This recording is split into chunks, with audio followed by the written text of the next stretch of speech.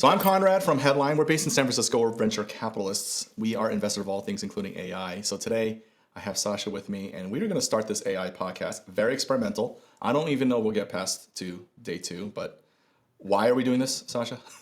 We're doing this because we've seen a massive trend where the frontier of AI and frontier of tech has outstripped what the general populace understands. And as investors in the space, we've got a unique opportunity to speak to hundreds of AI founders and operators. And it's something that we want to try and distill and bring to the market in a very brief distillation of what we've seen and the broader trends that people can expect and try and adapt to. Yeah. And Sasha, you send out a weekly newsletter on AI, and you have a lot of readers. And today we're going to be talking about sort of the headline article, in that it's about SearchGPT. So maybe just give everyone a kind of a brief overview. What is the big news about SearchGPT? Yeah, so there were many rumors swirling around for the past month or so that OpenAI was launching a search product. They actually ended up launching GPT 4.0, and search has come out now a couple of weeks later. And the real significance of this is the fact that they are potentially taking a shot at Google and their business model. And the reason this is so important is because information retrieval is just something that everyone does every day. They decide what you see, that influences what you buy. If you're a CEO of a company, it's how you get your product out. So this is just one of the core fundamental routing engines of the world. And the fact that OpenAI has made this investment and is giving their agents and their AI this capability is a pretty big shift in society. And so, I know for me, the ChatGPT or all the LLMs that are out there, I'm using it maybe about 30-40% of the time where I would have used Google. I don't know. What about for you? I'm probably about the same. If I feel like I need an answer, I'm more likely to go to one of the LLMs, and it's something that's like general knowledge, like, hey, what is the history of France in the 16th century? And if I want a specific answer or something. However, if the information isn't quite distilled and you have to go off and search through a multiple number of resources, you still kind of have to do that heavy thinking work yourself. And so the way I'd kind of say that I use it is, if I want information, I potentially go to Google. And if I want answers on things that are, relatively simple and straightforward, then I'd go to one of the LLM providers. And do you think SearchGPT is the former or the latter? Is it more about finding answers? Is it more about sort of research and that side of things? LLMs are really more about answering your question. Google is a fantastic repository. And more recently, they've actually started to speak to the answers and trying to distill the information. So the real battleground here is eventually around how personalized and how relevant an answer can they provide you based on the combined context of their databases. So I'd say I see the LLM component here, and combined with the evolutionary pathway towards AGI or whatever measure you want to call it. As we get closer and closer, we'll get more and more answers and less information. And I'll give you an example of what this could look like. If you're a consumer and you're going out to look for, let's say, purchase a car, it's a pretty big decision. Everyone is comfortable with the concept that they might have to spend a couple of hours researching car review websites and basically going off and searching them in marketplaces to understand what's available in their price range, all these different attributes. This whole experience will look significantly different if you're having this conversational search, where it might be something like, hey, I'm looking for a car. And then it might ask you, okay, well, what are some of your needs? Like, talk to me. What are your requirements? You say, well, it needs to be able to fit 6 people. It needs to have this kind of fuel efficiency, and it needs to be under this price. And the answers that you get from those two different experiences are completely different. And I think that's a little bit of the paradigm shift that we're going to experience when it comes to both the consumer experience and search. Yeah, it's interesting because, I'm working with my parents. I introduced them to ChatGPT, and specifically Anthropic Claude and a few others. And I realized I spent the first maybe 2 decades training them to use Google. And now I'm trying to help them to go with LLMs, and I realize I don't think they're going to make it to this one. It's really hard for them to shift the way they even think about accessing information on the internet. Kind of like for us, I don't know, back in the day, we had different search engines. We had Alta Vista, Excite, Ask.com, where I used to work, and Google was just one of them. And eventually you realize all of them are really specialized until people started trusting Google over the others, and all the cool kids used Google. And eventually Google sort of took over the world. And I remember I used to work at Ask.com. I was a design director there, and we were looking specifically at this problem, trying to provide smart answers for people, structured, conversational follow-up type of experiences. We call it Ask Answers. It was really hard, even back then, to get people to move from what we call the 10 blue links, the 10 links of the SERP, known as the search engine results page, the 10 pages, the 10 links, to anything outside of that. It was really hard for them. And so I'm wondering that, with Search GPT and the whole sort of LLM experience, whether like sort of part of the population is just going to kind of get left behind while the next 20 years, all the Gen Zers, they're the ones who are going to be able to really know how to use this. And we're just going to be like dinosaurs, Sasha. I think there's a sequencing component here where, yes, you're right. For the next year or two, this will be the case. But I just see there being such a capable solution evolving over the next couple of years where it's so highly personalized that you don't even have to think about searching. The search is already happening for you. So you potentially speaking to a personal agent on your phone and say, hey Siri, I want to do something tonight. And Siri goes through your personal messages and says, okay, well, I know that James is your best friend. Let's reach out to James's agent and then coordinate a lunch date. And I'll go off and find a lunch date, and then all you have to do is accept. This may not sound like search, but in this, search has been embedded. And really what the adoption curve here looks like is it's going to get easier and easier with time. And I think what a lot of people are basically commenting on SearchGPT is it's a massive unlock for personalized, highly personalized AI agents and the capability that they will have. Because if your LLM can go off, retrieve information, it can now also act on that information with the API. So going back to your parents, it may be that their experience in terms of quote unquote Googling something, there's no adoption curve. It's just literally pick up my phone and ask it a question. And I think that could be the way to really remove a lot of the friction here. And it'll really come down to the if any company could do something like this and influence the behavior and produce a good outcome here, it's going to be the Apples and the Googles of the world. So there's something that's kind of a tension that I'm trying to work out. Maybe you can help me. If you go back to SEO and sort of Google revolution, they got everyone to come online. Like people started creating web pages, and it encouraged people to create websites because they can control the experience of these users who would go there. Because Google takes you, well, they should be taking you to the other website, and it encouraged people to put content online. Now all these LLMs, they're not piggybacking off of that effort.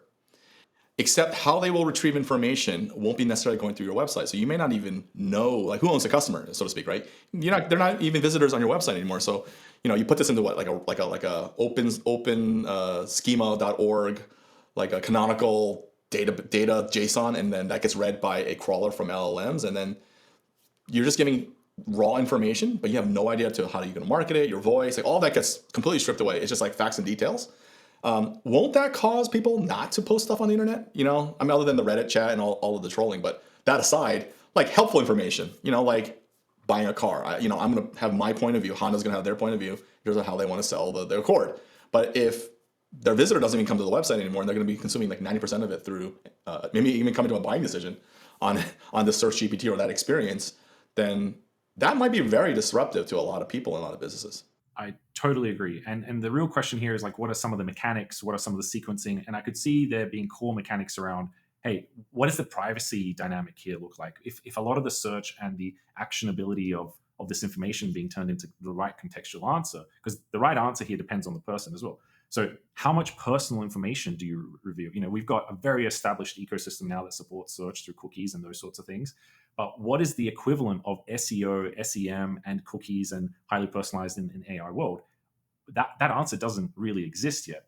The industry right now is actually still at how do we unlock the scalability and some of these more foundational embryonic level questions first. How do we have a scalable data set that we can actually search and pull results from and answers from reliably? So it's still probably at that stage. However, the pathway to basically turn this into a highly personalized engine exists with things like agents and RAG, which is retrieval augmented generation. So these tools currently exist, and they're all disparate systems. But if you squint a little, it's very easy to see a future where your next website isn't potentially a website; it is a database with vector embeddings, and you are basically going off asking your agent to do something. It goes off, goes hunts for the information, potentially comes back to you a couple minutes later and provides you with the answer. And it may not have even gone on a website. Websites may at that point be supported with these other vector embedding databases.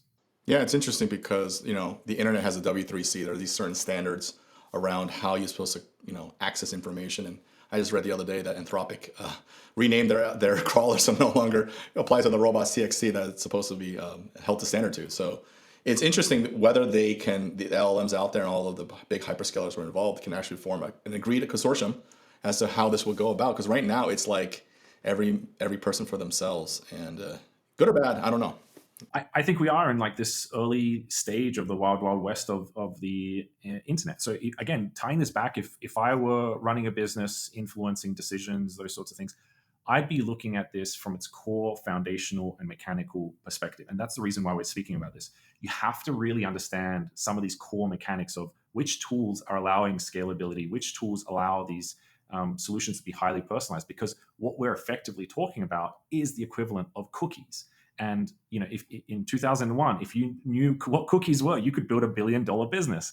And we really are back at that stage where if you want to succeed and if you want to get the competitive edge going forward, you have to understand some of these mechanics, because some of these tools will take 2 to 3 years to get out there. But being even 6 months ahead and being able to distribute product and having that advantage and building that team and that special expertise, I think is more important now than ever. And you're at a unique situation where it's kind of like the dawn of the internet all over again, and the ability to retrieve that information is going to be so powerful. So yeah. I think the reality, although, is as scary as it is, it's gonna take some time. And so if you want to be a webmaster, I think that job is still fine. But because everyone is sort of assuming the web and internet still take shape in the same form, like my parents do, right? They're clicking on links, but maybe 5, 10 years from now, that's going to be very different.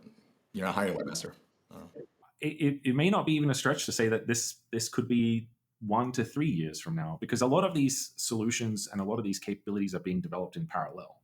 And at the dawn of the internet, you didn't have anywhere near as much capital, data, people, all being deployed at this one problem. This is a multi-trillion-dollar industry and ecosystem with many hundreds of thousands of professionals who are at the ready to commercialize it. So I think this time will be slightly different. And I do realize, like, there was a whole uh, internet and .com hype and bubble, and then it actually took a solid decade to actually come to fruition. But I think this time will be slightly different, because when you look at the core fundamental capabilities here around reasoning and the personalized experience and how powerful these models are, both in the cloud and locally, and the ability to maintain privacy with your local reasoning capability, that's honestly a lot of the limiting factor for why the internet isn't better.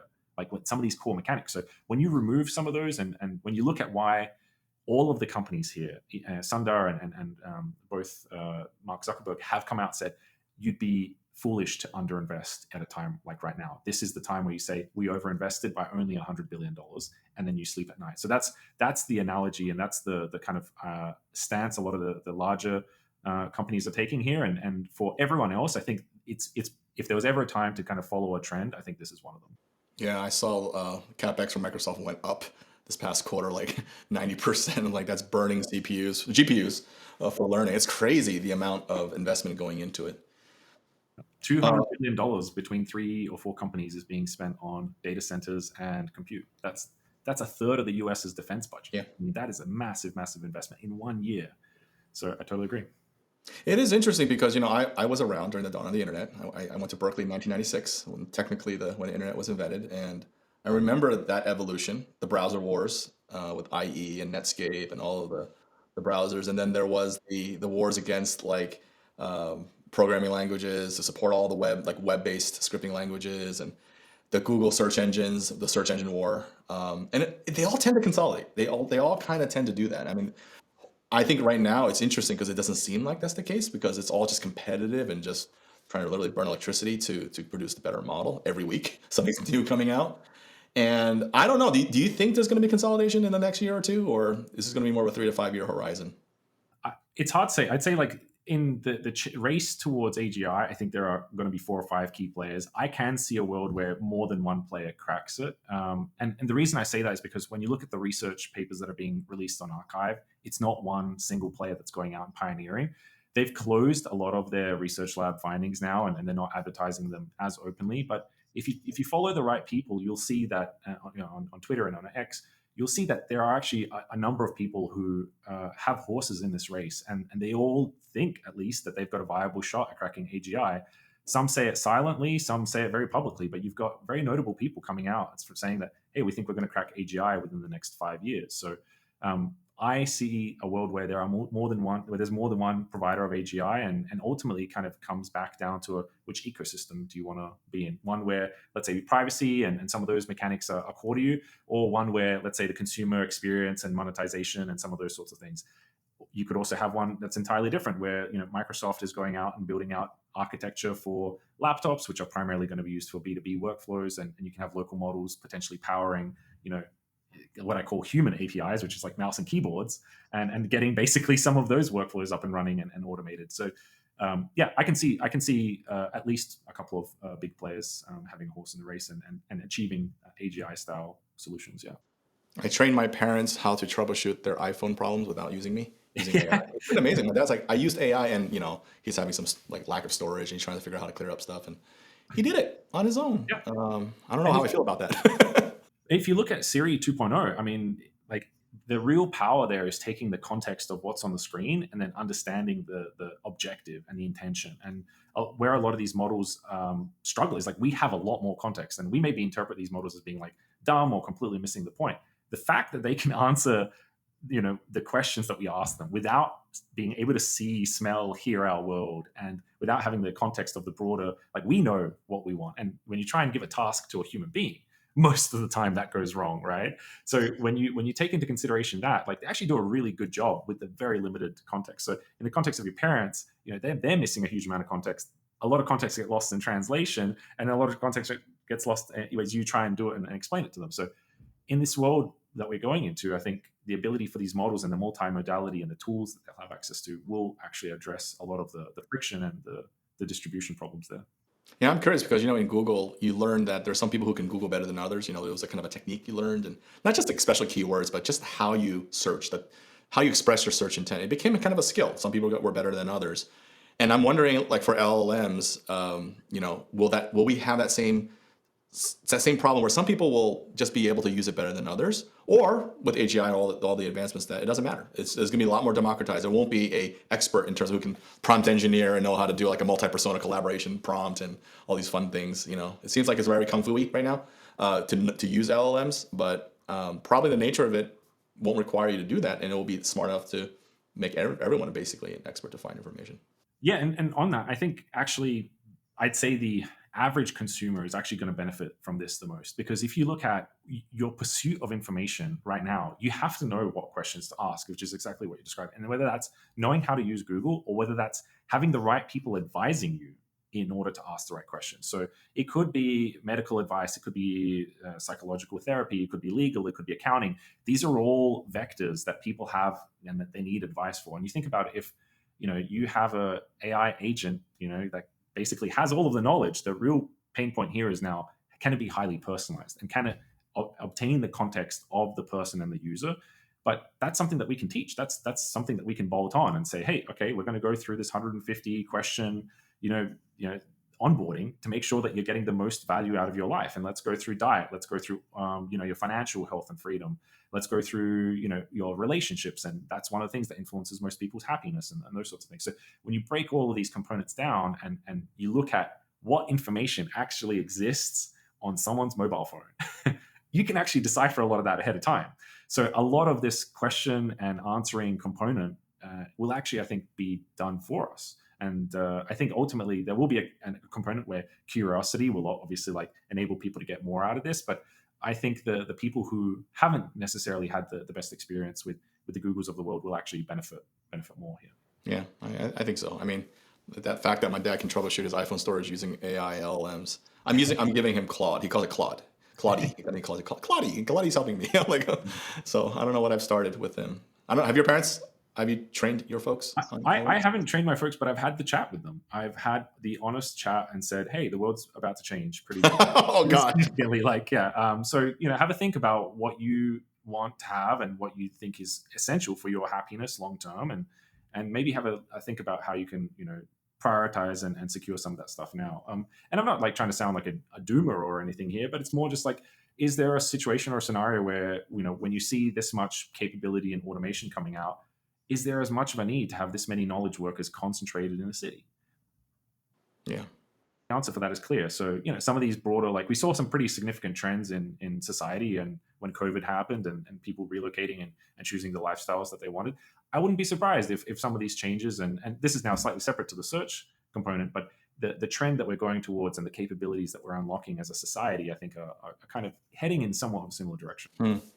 One thing I maybe think just encourage listeners to how to bring LLMs into their search experience, because SearchGPT is not out yet, but if you're doing a search and you're finding yourself having to go to page 2 or usually refine your search terms, that's probably the right opportunity to maybe fire up an LLM on ChatGPT or whatever tool you're using, and try phrasing it in a question, which might take more work because it takes time to write in long form and untrain our Google keyword search intent patterns, but it might save you a lot of time and find information that you wouldn't have found otherwise. So maybe that's one way to help people move into sort of now using GPT for search. Yeah, I agree. Okay. Well, thanks, Sasha. This was not bad for our first one. We'll see if we'll do a second one, but it's been going pretty well. So Yeah, we can do it again. I agree. It was great. No, thanks for hosting me, All right. and I'm excited for the next one. All right. Take care, man.